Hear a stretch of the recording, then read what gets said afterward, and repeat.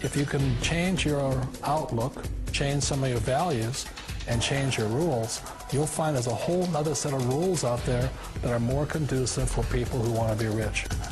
The story of Rich Dad, Poor Dad is really a story of two different fathers with two different sets of values